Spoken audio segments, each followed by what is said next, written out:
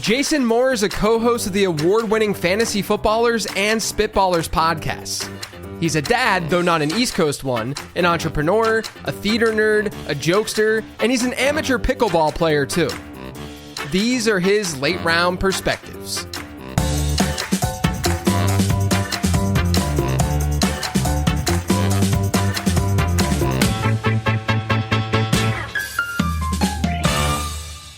This episode is sponsored by Underdog Fantasy. If you haven't played over at Underdog yet, now's the perfect time. There are tons of different best ball leagues that you can join, and there's definitely a league out there that fits what you're looking for. And you can use all the things that I've talked about with guests on Becoming a Best Ball Bro to crush those drafts. But like I said, now's the right time to join up. Because if you go and you sign up and use promo code LATEROUND, you not only get a nice deposit offer, but you also get a free late round draft guide. That's a $25 guide emailed to your inbox after signing up for absolutely free. So head to UnderdogFantasy.com, sign up using promo code LATEROUND, and make a deposit. I can confirm, it's a really, really fun platform to play on. Now back to the show. I know, I feel like I haven't, well, it's not that I feel like, I know I haven't seen you guys in person in like half a decade at this point. Yeah, you stopped coming to the fun events, the ones that we go to and bringing the party to. You gotta get out of your home state a little bit more often. Hey, look, I've been going to the you guys haven't shown up at the Fantasy Football Expo yet, and I've been going to the Expo the last couple of years, so that part's on you guys. That part is on us, kind of, except it's August, and we're doing our big live show in LA, which I didn't see you show up for, JJ. So that's on me. Where was my invite? I guess my invite got lost in the mail, buddy. You have an infinity invite, free ticket to all of our live shows. Okay, that's good to know. That's good to know. I'll keep that in mind for next year. But yeah, man, it's good to see your face as always. Your smiling face. This is footballer number 2 on Late Round Perspectives. Had Mike on last year. Andy will figure out at some point. Maybe. Yeah, he's the dad of the show. You know, he doesn't matter. Just tell us your deep thoughts here, Jason, on Late Round Perspectives about Andy Holloway. About Andy Holloway, I think he is a really smart, wise, old father. And so you want to listen to him and you want to respect him, but you don't. You know what I mean? That's right. Like, it was just dad. Right. So, yeah. If I go real deep, it's a daddy issue. Yeah, right. Yes, exactly. So, with Late Round Perspectives, I always want to kick things off with sort of like the backstory, the who you are, this is what I've learned from just listening to podcasts, outside of the fantasy industry for the last handful of years. This is what I'm supposed to do. So I'm supposed to talk to you about the come up, if you will. But I am very interested. I think a lot of people will be interested in how you are the way that you are today as an analyst. I mean, you can also talk about you as a human being, but sort of how you guys got to where you are now, what really sparked that interest in fantasy football, why you guys did what you did, because now obviously you guys are a behemoth. Yeah, it's a fun, wild, crazy ride. From my perspective as an analyst, like to jump right to that part of it, I was a giant faker. I mean, just a gigantic. You want to talk about feeling like a fraud and a phony? That was how I got started in the industry.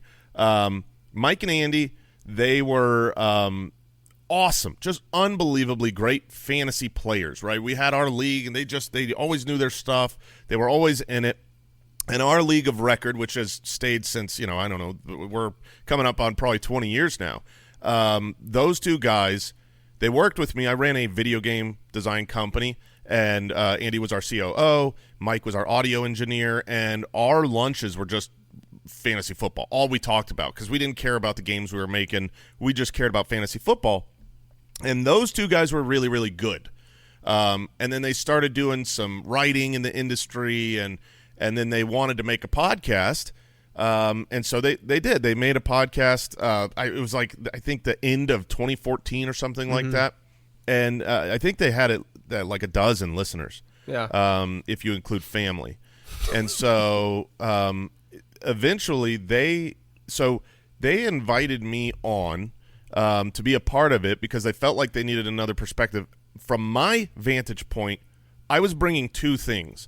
And and neither of those things is fantasy football acumen, which is ironic to where we are now. Yeah. I was bringing entertainment. I was a theater major. I was a comedic improviser my whole life growing up. Like that's what I thought I was going to do for a living, and then ended up becoming a business owner and a business manager and a marketing and directing and doing things where it's like so I was bringing business acumen and entertainment to the podcast. I was not bringing fantasy football knowledge. I'm like, guys, I don't know if I could do this. Yeah.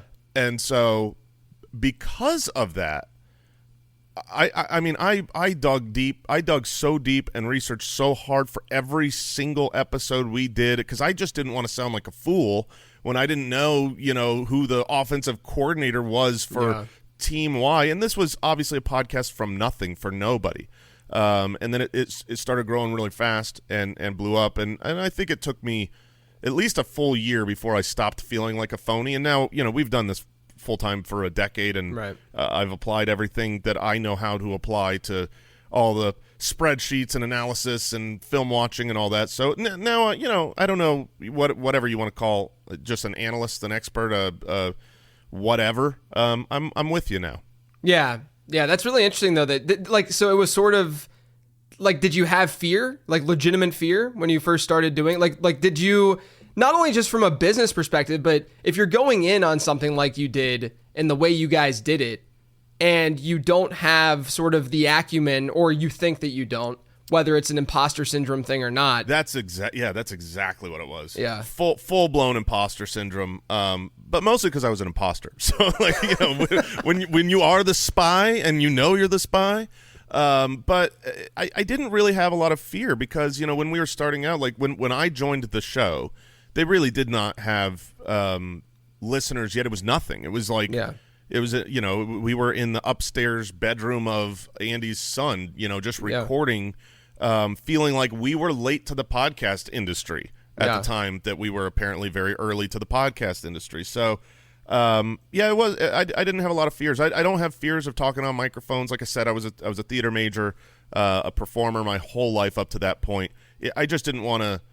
I wanted to sound stupid as a human, as who I am, my brand, but I didn't want to sound stupid when it came to the knowledge, because I think when we started this, we always had like a 3-tier concept of what our show was supposed to be.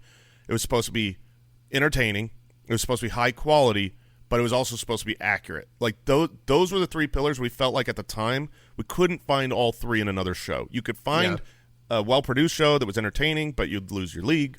Or you could find a really smart show that you could go to sleep to, and so that was kind of what we tried to do. And I did not have the accuracy in before starting.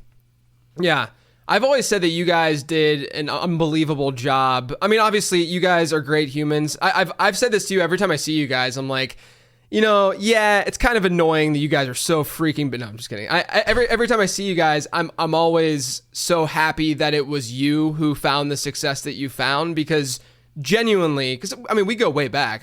People don't realize that I was a guest on the Fantasy Footballers early on. In 2016, you guys had me on to talk quarterbacks, and it was the year, and I remember I called out Matt Ryan. It was the year that Matt Ryan won MVP, so I think it was around 2016.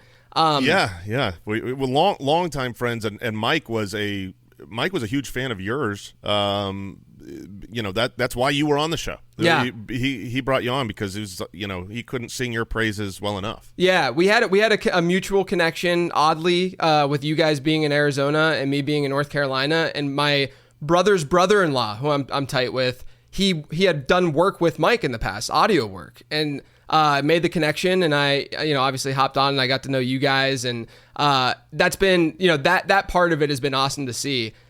You guys just as humans, genuine humans, not some you put on this facade while you're recording and in front of a camera. This is genuinely who you guys are. At least, the many times that we've hung out together and whatnot. But on top of that, you guys just did a fantastic, amazing job at branding.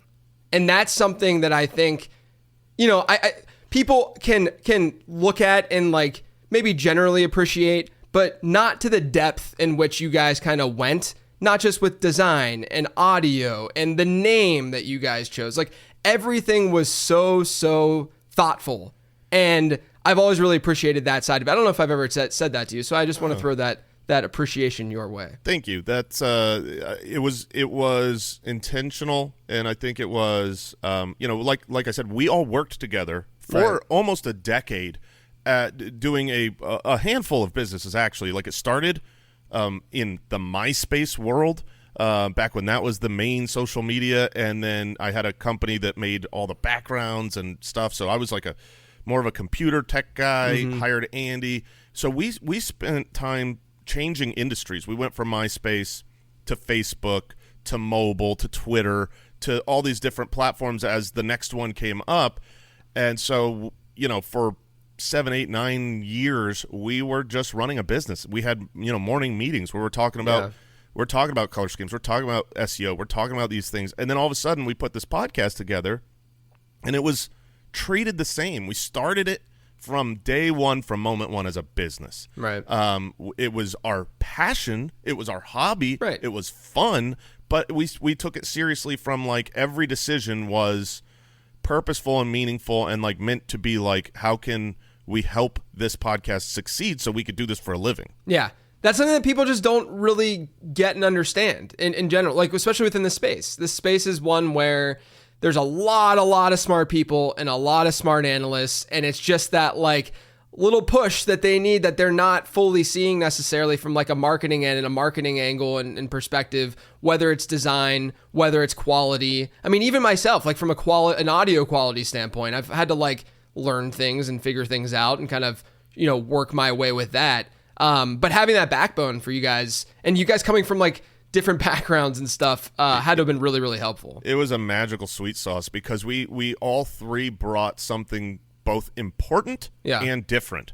My business acumen and entertainment, that's what I felt I brought to the table. Mike was an audio engineer. He knew how to make everything, all of our sound drops, all of our music intro was, that was him playing on the guitar, it's the quality of the audio. Andy was a website designer. He knew how to make the web, how to get SEO, how to do that stuff. So it was like we all three came together and just it allowed us to be entrepreneurs and hobbyists at the same time. Yeah. And then you mesh so well, obviously, on the podcast itself. And that obviously, just doing so many reps and having as many episodes as you guys have done, it gets easier and easier, although you probably get more and more angry with them at times, and openly angry at them with more reps too.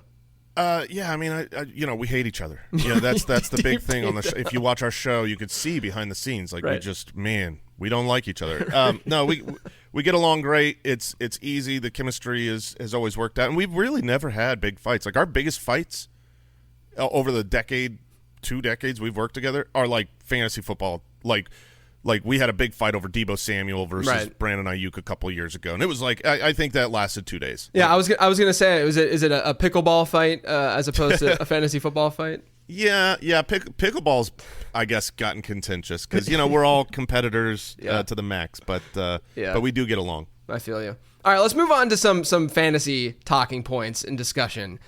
Drafts are mostly over at this point. Technically, when this drops, the season has already started, so we won't be talking about the Thursday night game. But I have to ask, what do you think is the biggest mistake that drafters made this summer? This could be a player take, a strategy-focused thing. What do you think people got wrong this year? Because I feel like we're always talking about like the thing to do as opposed to the thing not to do.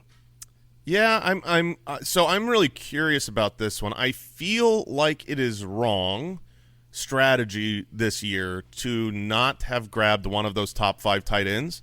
I think the tight end landscape has changed this year over the last while. It was there's usually 1 or 2 main tight ends, and now with the breakouts of some of these young guys, with Kincaid's opportunity, obviously Laporta on the field, and McBride, and now you've got kind of a handful of guys that I think will separate themselves from your average tight ends or from your streaming tight end, and they're not costing you an arm and a leg either. Right. Like it's not like you're having to spend last year's 5th overall pick to get Kelsey to have that positional advantage. So that's like my biggest curiosity. I've been saying it in most of my drafts, certainly not all. Yeah. But most of my drafts, I'm trying to get one of those top 5 guys, and I'm trying to get the cheapest one I can play that game, risk a little bit. But it feels like a mistake if you are going into the season with, Freiermuth or even some of the higher end lower guys like a Ferguson, who's fine. Right. But like the opportunity cost in the fourth and fifth rounds, they're not as much as they used to be for what could be a positional advantage. Yeah, the other thing too is like it seems like people are just drafting off of projection, if you will, with these tight ends, right? So like, Travis Kelce not going as high as he went historically because of what he did last year, and then us projecting, he's going to do X, Y, and Z because he's 35 now and all that. But I mean, I think that we would probably, if we were to place bets on which tight ends could give us that like difference-making season, we would place bets on some of those higher end top 5 tight ends. Like we would say top 5, top 6, however deep you want to go. But, we would say, okay, yeah, projection wise, Trey McBride looks like Travis Kelce, who looks like Sam Laporta, who looks like Mark Andrews or Dalton Kincaid. But one of these guys is probably going to come out on top and have maybe that like 16 PPR point per game season where we're like, man, that guy's really giving you that edge. Is that kind of in the back of your head as well? Yeah, for sure. And I think specifically with McBride and Kincaid, those two guys, tied to good quarterbacks, they're super young, super athletic. They're just starting to break out, and they haven't done it yet. I mean, you can argue McBride definitely did it the second half of last year, but since it was half a season, he's not being valued like he could be the number one guy. Right. And so I think those two players are the ones where it's not just a median projection, it's a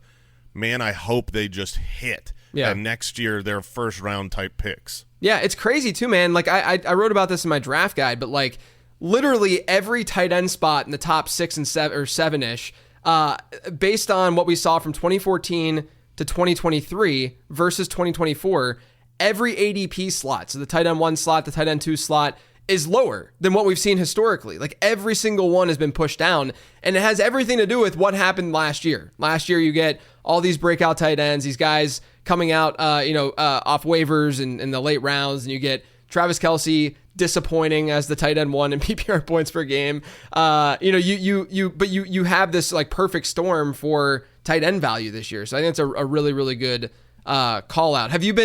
Let me ask you this: have you been going RB in any drafts? Like have you double tapped the position at all? I have. Yeah. I'm not a huge fan of like the most of the early round 2 wide receivers. Yeah. I would love to get my hands on like, a CD or Tyreek if I'm blessed with the drafts, slot. But if I'm near the end of the first, oftentimes I'll take that other running back I believe in over the Olave. Right. The tier, Marvin Harrison, I'm a Cardinals fan. It's exciting. I want him on my team, but also like, man, that's pricey for what he has to do to pay off of that value. So there have been drafts where I double tap the running back. Yeah, I did it. I did this past weekend. It felt like in more, home leagues, casual leagues, you kind of had to do that if you were in the back half of the draft or like at the tail end of the first round, just because you knew that. I mean, people are going to go crazy at running back in that kind of format and be a little bit scared, more afraid to go zero wide or zero RB.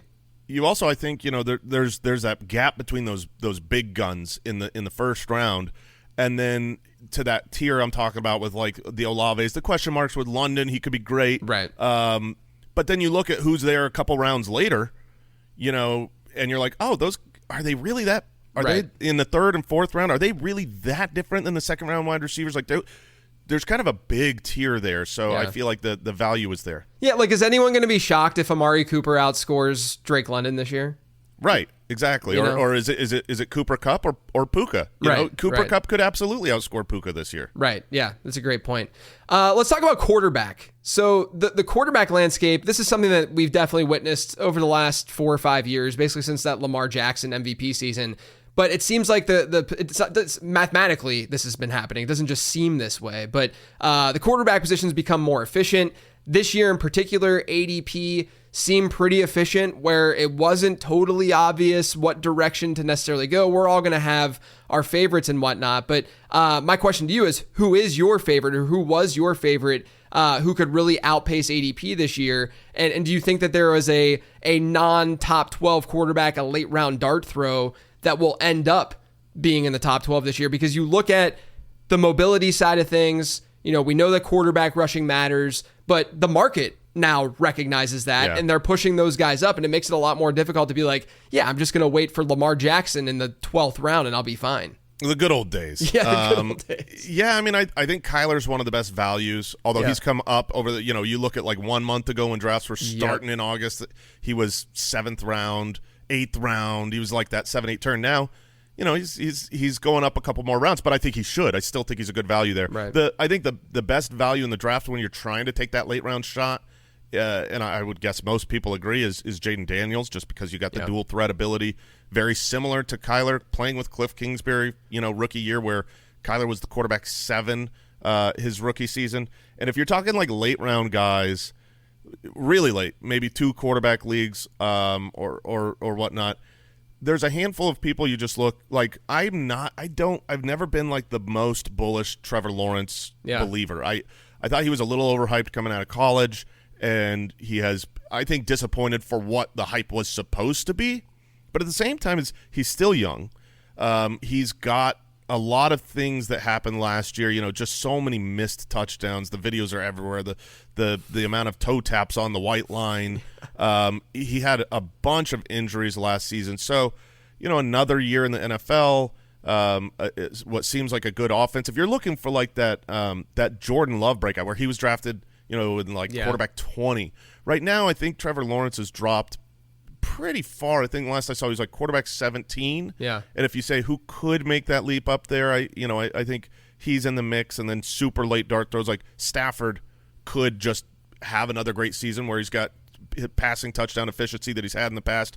If he's got a healthy Cooper Kupp and Cooper Kupp and Puka together, two quarterback leagues. But those are kind of my main guys. I want Kyler or Jaden. Like that's my go-to. Yeah, same. The way that I've kind of viewed the quarterback position this year too, and I called out Brock Purdy as a fade in the draft guide, mostly because he was like the top of that giant pocket passing tier, and he's always the kind of the first guy that goes in that grouping, right? And my argument really comes down to the fact, like, obviously he has great weapons. Obviously it's a great system. I'm not going to be shocked if he's, a low-end QB1 or something like that. But the argument is sort of, do you think the ceiling outcome for a player like Brock Purdy is significantly different than a player like Matthew Stafford at the end of the day?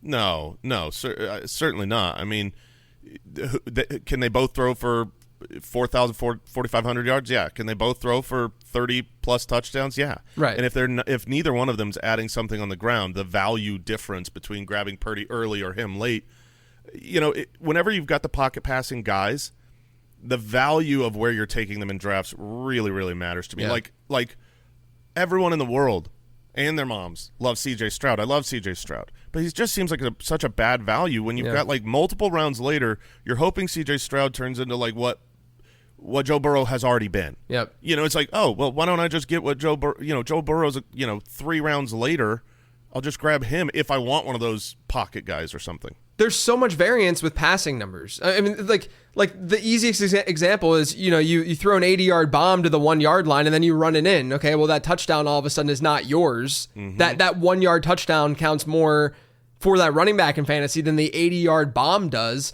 That's just to show you the crazy variance that we see, with like touchdown rate and a metric like that. Something so simple as just touchdowns divided by attempts. And, I actually looked at this in the draft guide as well, where if you look at top 6 quarterbacks who are pocket passers, so CJ Stroud being that this year for, generally speaking, based on ADP, and you look at high-end QB2s, so the Goff range, just these pocket passers that go there, chances are, if you were to draft, just probability-wise, if you were to draft 2 high-end quarterback 2s on your team, one of them, just based on probability, will outscore CJ Stroud this year. And it has everything to do with the fact, and I'm not saying that's going to go down because obviously Stroud could just have a great year. I'm just saying based on what's happened historically. And that just it's because of the variance that we see with passing numbers. So Stroud has been someone that I think we all root for and like as a player. It's just really, really hard to back that when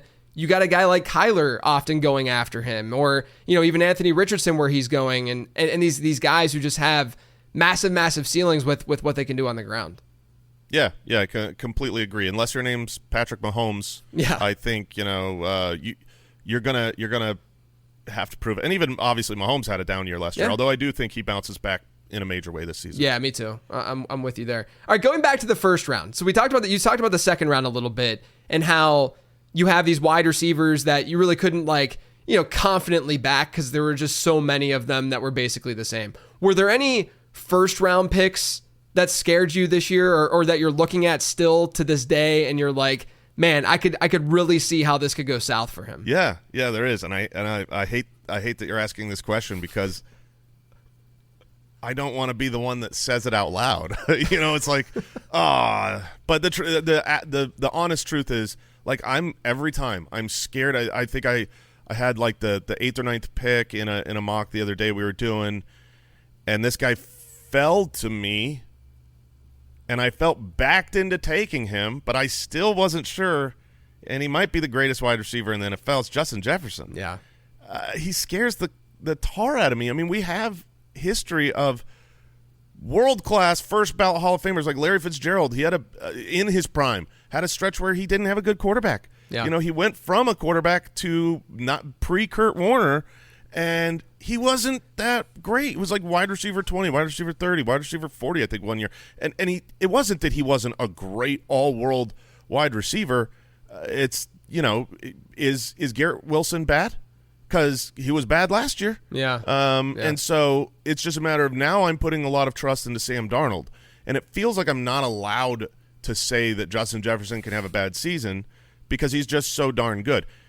My rankings, I've still got him up there. I think he's going to get 1,500 receiving yards, but the touchdowns, man, if he finishes the season with 4 or 5 touchdowns, you are going to be disappointed no matter how many yards he gets. And he's got Sam Darnold for at least the beginning of the season, and then maybe worse than Darnold, throwing him the ball the rest of the way. So he's just scary to me. The variance of bad quarterback play is one that worries me for a first-round pick. Like, none of the other guys there have that. None of the, you don't worry about, Dak or Burrow or even Tua. Right. You don't worry about these quarterbacks.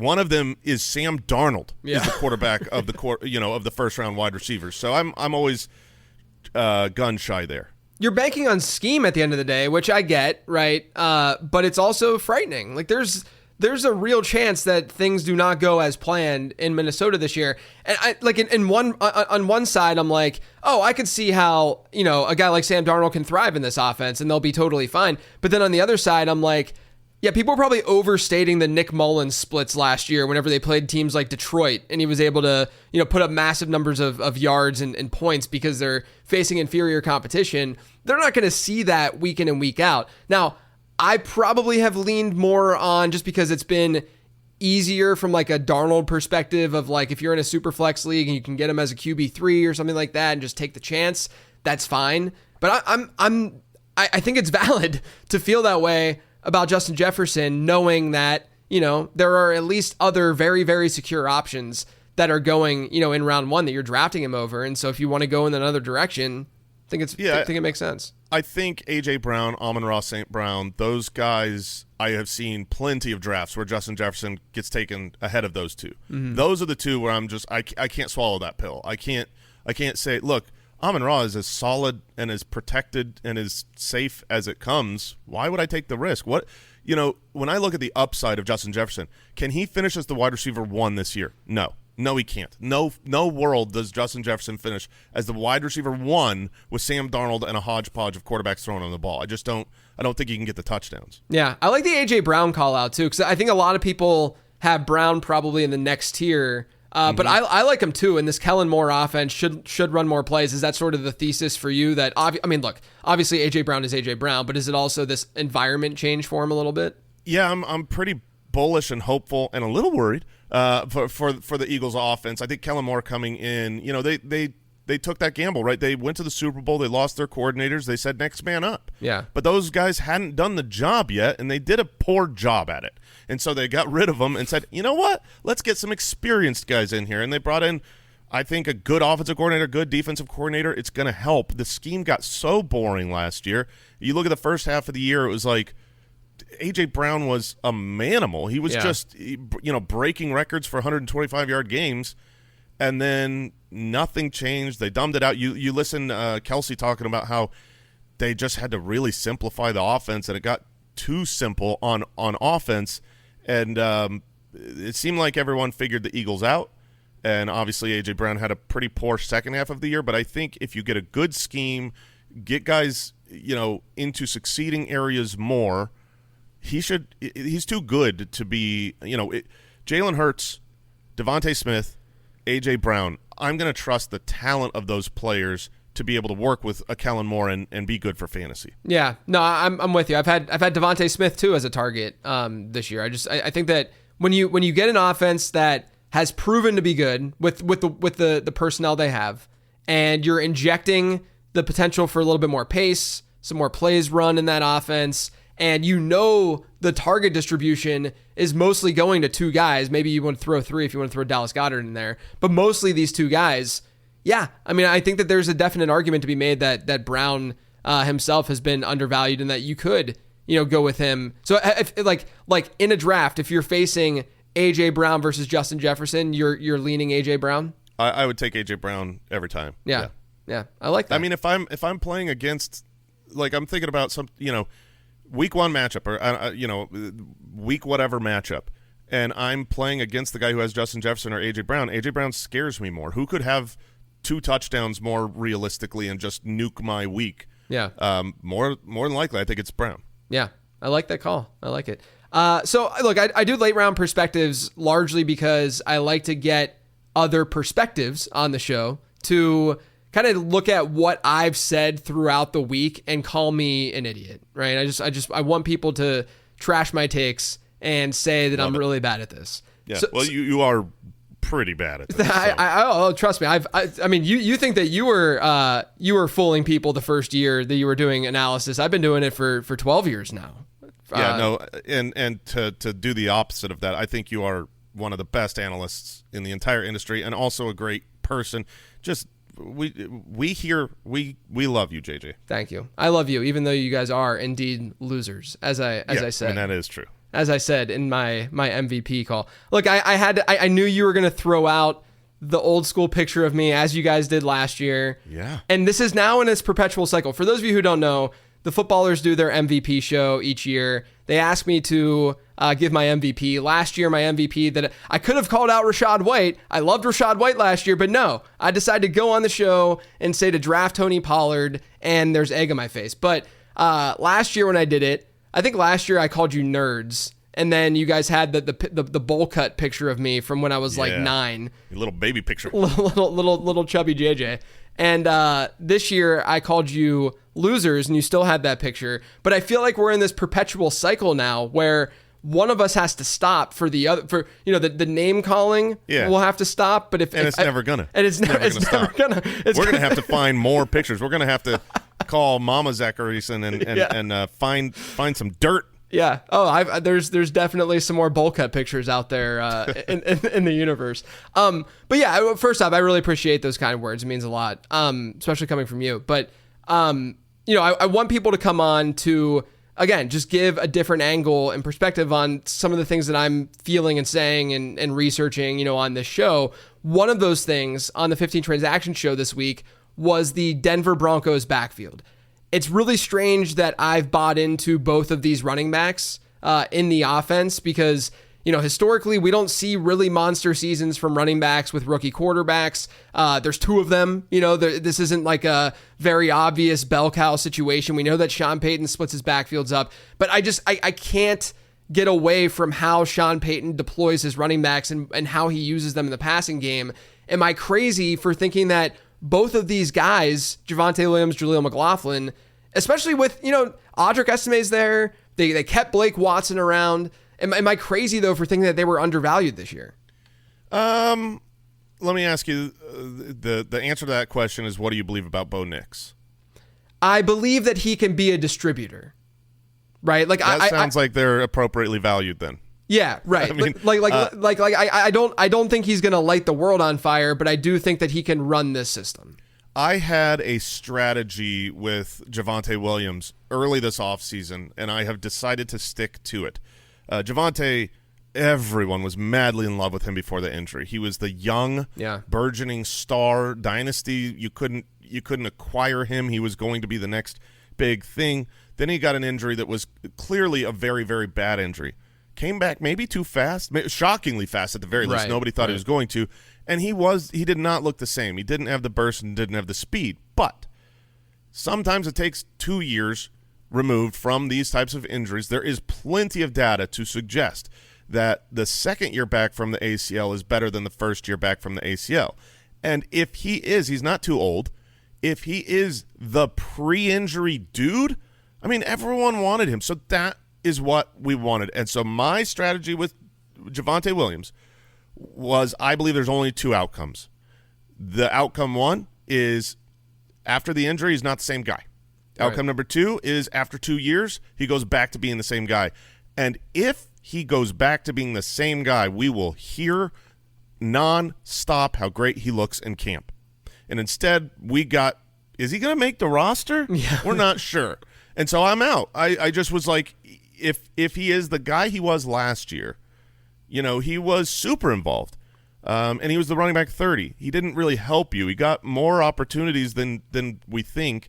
And so I'm hoping, I'm rooting for him. I was a lover of Javonte beforehand. McLaughlin, he's got juice, he's got speed, but I don't see a world where he can be a real difference maker. In the sense that, like, if Javonte goes down, I don't think McLaughlin's getting a full workload. He's not going to be one of those insurance backs that just goes to superstardom. So he's always going to be kind of the bit player, and maybe he'll have the Pirine role that had 50 receptions. You add 50 receptions with juice, maybe you got something. But yeah, I mean, I think if you want to be bullish on those players, you have to be bullish on Bo Nix. Yeah. I think that's all really, really fair. The stuff with McLaughlin too, and this is where I think fantasy discussion doesn't get deep enough. This is our faults. But it's when we're talking about drafting a guy, not drafting a guy, and not giving it like league context, right? Like a guy like McLaughlin works really well in deeper formats with larger starting lineups because you're just double flex, full PPR. Right. He's got a place. He's going to be one of those pinch starters on a weekly basis. 100%. Whereas if you're in a 10-team league where you're starting 2 running backs and 2 wide receivers and a flex, which is, I mean, it's like 90% of leagues at this point. But in those kinds of formats, is McLaughlin really going to, like, why would we take the shot at McLaughlin when, like you said, more than likely the ceiling's not going to be there? I do think that in like a strong season from him, higher range of outcome, we see like a low end RB2 season in PPR, right? Where like things hit the right way from a receiving perspective. We know that he's really efficient, and that's sort of the archetype. Like it's like the Gibbs, Devon Achane, not to their level, he's not as talented as them, but to that level of like how they're scoring fantasy points, right? In the way that they're scoring fantasy points. But in those kinds of formats where you have 10 teams in your league, you're only starting 2 running backs and maybe a flex. To me, is it more like it might be more advantageous to just be like, all right, if I'm going to spend a pick on Jaleel McLaughlin, maybe I should just spend a pick on Braylon Allen or something and just have like the true bell cow upside. Yeah, I think if you want to, because I agree, if you're talking about a low-end RB2 finish, that's in the range of outcomes for him, certainly. And then the question is, based on the league, does that matter? And you just ask yourself this. In your league last year, whatever league is important to you, it's 16 teams, it's 10 teams, was Jaylen Warren valuable? Yeah. If he was, then grab McLaughlin. That's the type. He finishes the running back 25 last year. He was involved. But he's never going to be that singular dude. And so if he was an irrelevant piece in your league last year, then move on from McLaughlin. Yeah. And then Javonte, I mean, look, I've said it on the show, like there's obvious variance there, but of the backs in that backfield, he, like you said, he has the most upside. Like there's no doubt that he would have, because Audric Estime, profiled more as an early down guy. They even said that when they drafted him. Over and over, first and second down back. That's all Peyton would say. Right. I see him as a first and second down back. It's Right. Like, okay. Right. It's like, all right, we don't need to really worry about that much from a fantasy perspective, right? But he's younger. Like, he was only like 20 and a half years old or something coming out. So, like, he can obviously grow into a little bit of a role there. Yeah. I know Mike is more in on Javonte. I hope it works, man. I really do. I don't have any shares of him. Yeah. I doubt I have one in any of my main leagues, and I'll still be rooting for him because the world needs a healthy Javonte. Yeah, agreed. I made some stupid trades when he was ascending in Dynasty a couple years ago. Oh yeah. Oh, I got out. I got bailed out. I got rejected. I was trying. Nice. I was trying to get my hands on him. Yeah, I definitely made some dumb ones, but that's what happens sometimes. All right, one guy who's playing on Friday, because we have a Friday game this week, Josh Jacobs, who, look, complete transparency, early in the offseason, I thought he was a total fade at ADP because of the way that Matt LaFleur has traditionally split his backfields. They go out and they draft Marshawn Lloyd. There was also some talk that LaFleur thought that they were going to have both Josh Jacobs and Aaron Jones on that roster, which they did for like a minute, and then they got rid of Aaron Jones, which tells me that, that might be philosophically what they want to do. But I mean, has anyone run purer than Josh Jacobs from a fantasy perspective this summer? It's like, you lose Marshawn Lloyd to that injury. AJ Dillon's out for the year. Now he's competing with not a whole lot in that backfield. Marshawn Lloyd is iffy for this week. I've obviously adjusted because you have to adjust with new information. But where are you at with Josh Jacobs? He's someone that I always want to get different angles on because I just have not figured out what to do with him all summer. I'm so pissed off about Josh Jacobs. I'm like, he is so upsetting because I was 100% with you if you were out on Josh Jacobs at ADP. I spent the whole season, the whole offseason talking about how, look, he was inefficient last year. Yeah. And now LaFleur wants a committee. He wants it. He needs it. Every interview, every press conference about the running backs, he doesn't just say, that's what I believe. He says, you guys know me. I believe in the system. You know me. He's like, this is who I am. It's like in my body, yes. Yeah, it's in my body. He wants multiple backs. He thinks it's better. He thinks it keeps him fresh. If that's what you believe, that's what you're going to do. He doesn't want him to be a workhorse. Right. And so bringing in Lloyd, having A.J. Dillon involved early the offseason and everything, I was like, no, I'll take my L. I'll be wrong on Josh Jacobs, but I'm not grabbing him in his value. And now, son of a gun, he is going to be a workhorse to start the season. He is. Everyone, even Emmanuel Wilson, who was like, he's hurt right now. Most people a month ago didn't even know who Emmanuel Wilson was, and now he's important, and now he's gone. It's like you don't have a choice. You can't do a committee if you only have one running back. You have one running back. Yeah. I will say this. The answer to the question earlier of what do people make mistakes on, what I wanted to answer, and Josh Jacobs is the reason I didn't, is the late changes. Oh, my gosh, they always suck. They're always wrong. Last year, there were two examples of guys that just, at the very end, I'm like, I changed. One of them was Javonte. I was OUT because he was injured. But this was not an easy injury. This was a really bad knee injury. It wasn't like Brees's. And so it was like, I was out. He's not going to be ready. He's going to be on the pup. What? He's not going to be on the pup? What? He's playing in preseason? I guess he's superhuman. And then at the very end, right when drafts are going, it's like, okay, I'm in on Javonte. And it's like, L. Yeah. And then, gosh, who was it? There was someone else that was like, I was out. Oh, gosh. Dameon Pierce. I was so out on Dameon Pierce the whole offseason. Just talking about fourth rounders, how it's easy. If he doesn't do good, they move on from him. Yep. He's not really as talented as some of the metrics say. I mean, I was just totally out on him. And then preseason rolls around. It seems like he's the dude. He got every snap in preseason with the passing downs and with the starters. Yep. It's like, okay, I guess I'll change. Yep. It's like L. And so right now, this is kind of how I am on Kyron. Like, Kyron got the news of, he's going to return punts. The world freaked out. Yeah. And I'm not changing. I'm not. I'm saying, look, this isn't actually new information. Mm-hmm. Nothing new happened in the team. Correct. Okay, Correct. It got announced that he's the punt returner, but they probably knew that the whole time. Right. Like, this is not new. If you believe he's good and he's the guy, which I do, I'm not going to change. Right. But with Josh Jacobs, I feel like I have to change. I mean, it's not opinion, and it's not like they don't have other running backs to put the hand on the ball. Right. So he's going to get work. It's a good offense. I believe in the offensive system.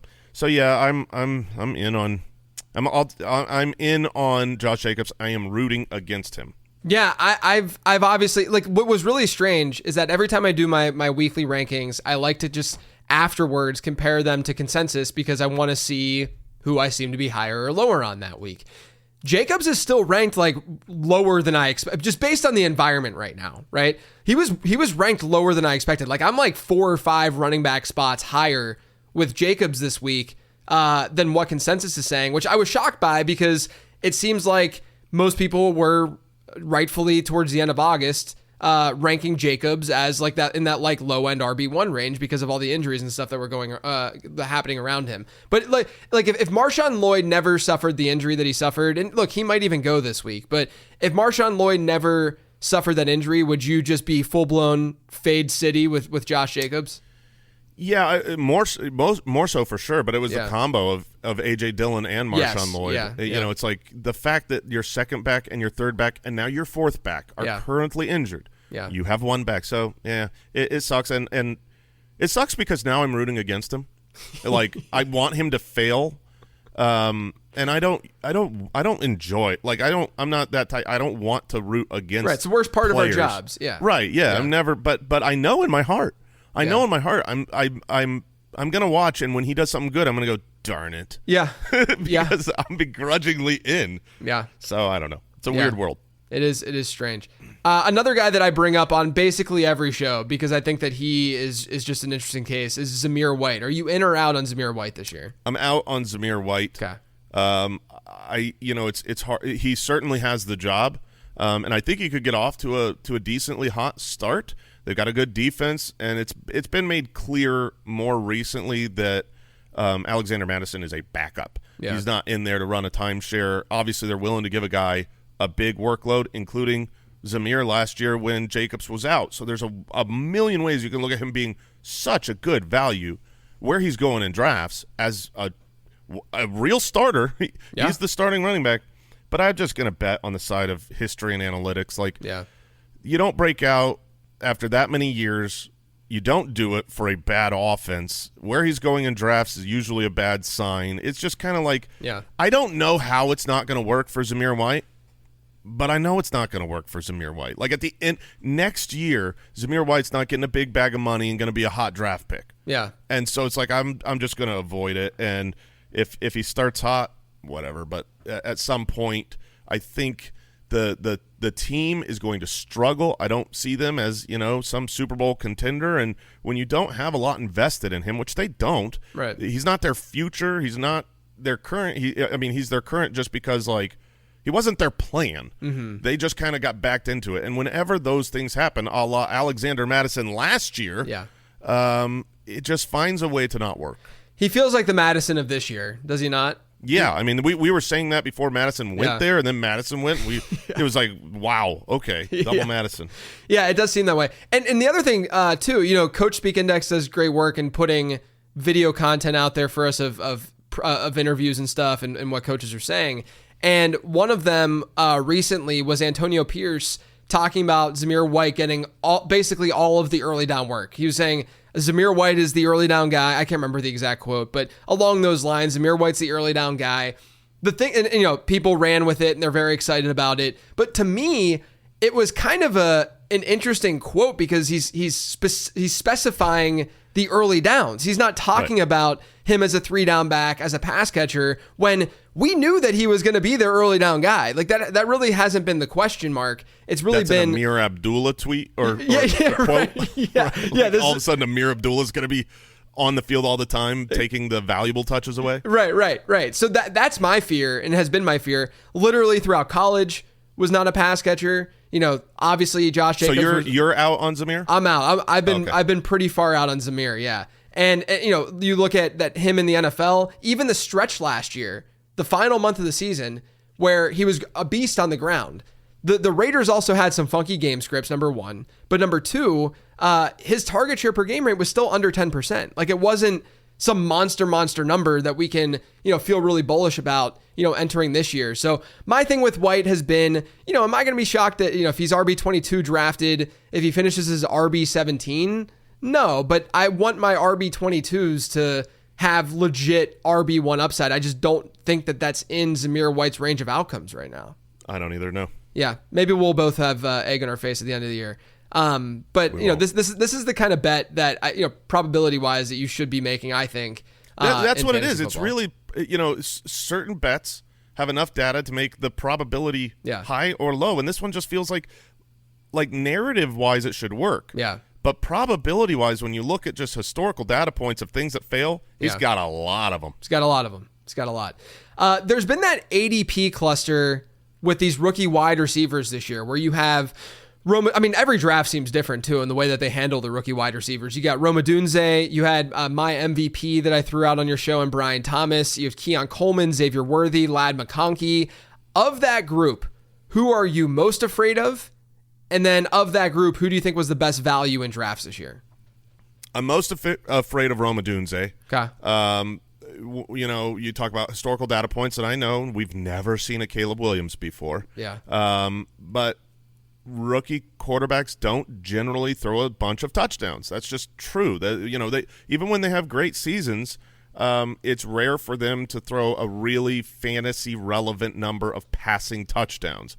And so if you've got 22, 24, 25 passing touchdowns going there, he seems like he's going to play this season as the wide receiver 3 for that team. And then you've got another red zone option in Cole Kmet there.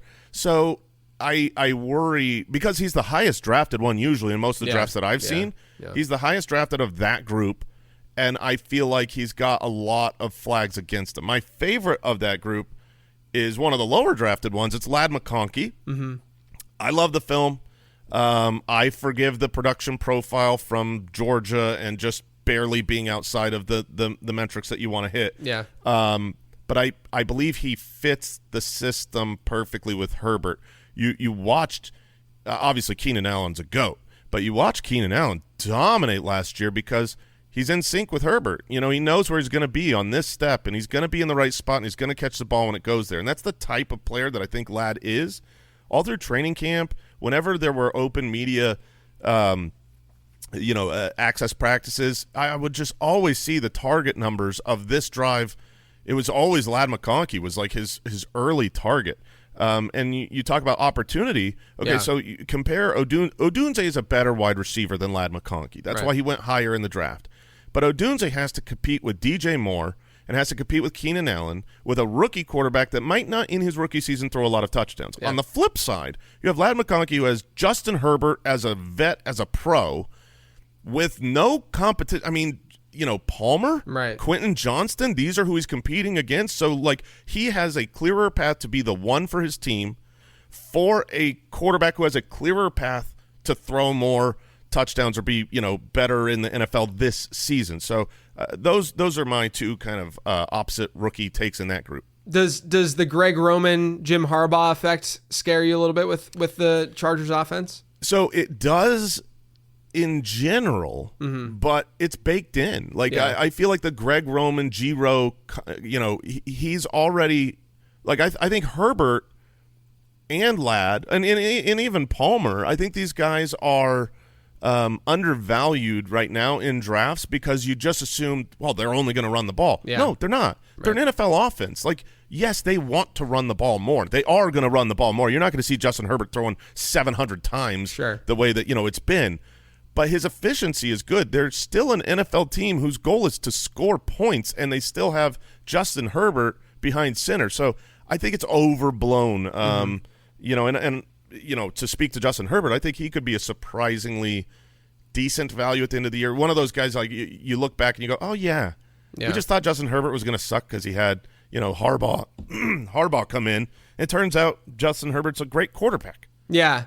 Yeah, the other thing, if you look at Greg Roman's history, and what we're basing a lot of the analysis off of, it's been Colin Kaepernick, Tyrod Taylor, and Lamar Jackson, which is not Justin Herbert. That is not the archetype of Justin Herbert. Now, do I think that like range of outcomes wise, they could be really, really run heavy? Sure. But I do think, to your point, that this could go in the opposite direction that people think as well. Like they don't have to be some ground and pound team automatically as heavy as of a run heavy team as a lot are assuming. So that makes a lot of sense. All right, I have two more questions for you before we go.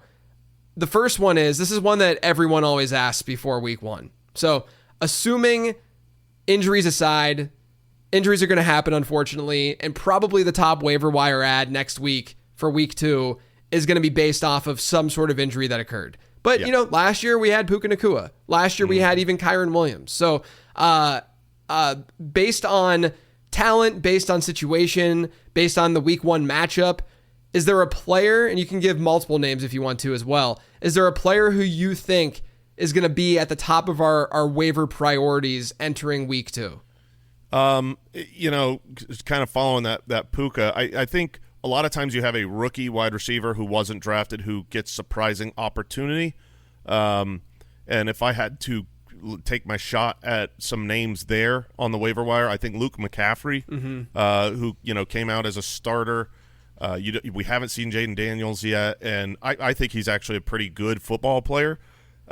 He could be there. Roman Wilson, if he is healthy and is actually involved in the offense. I loved Roman Wilson. I mean, I just think he's a rock solid wide receiver. That's who the Steelers always draft anyways. He's got the opportunity there. And Malik Washington fits, I think, the system in Miami. And then based on matchup, if you want to go running back, I'll throw out Ray Davis. Gets to play the Cardinals, high over-under, high, win total. The Bills are going to destroy the Cardinals.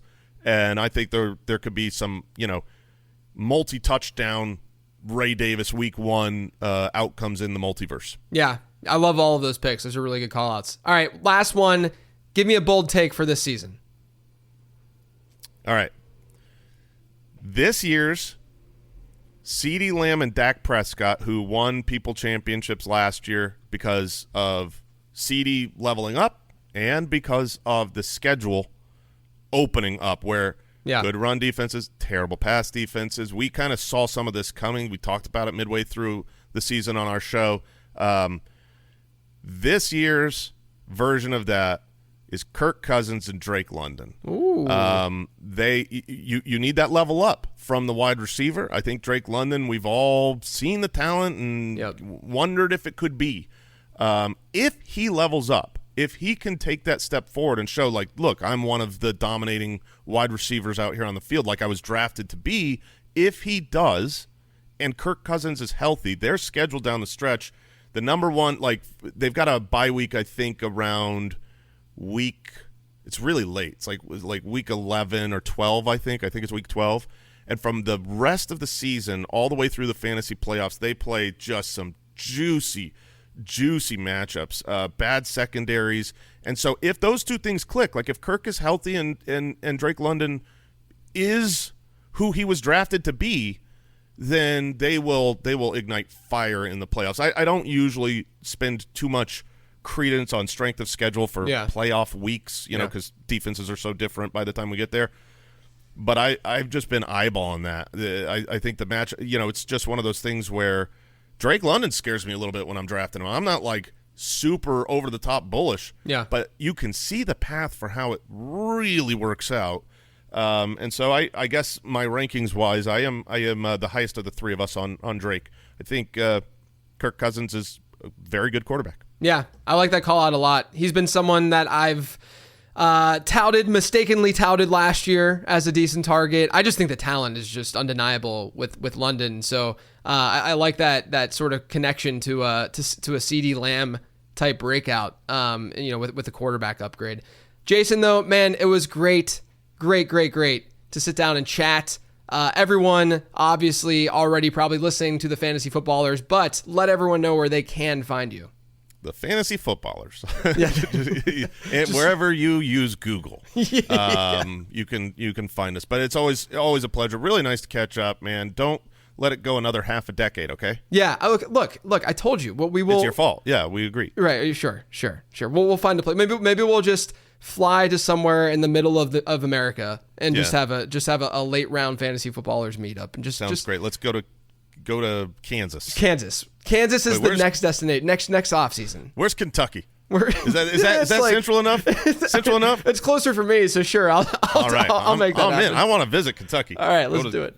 Yeah, go to whiskey country. Yeah, let's do it, man. As always, you can find all my stuff over on lateround.com. Make sure you're subscribed to the Late Round Fantasy Football Podcast. But otherwise, everyone, enjoy week 1. And as always, thanks for tuning in.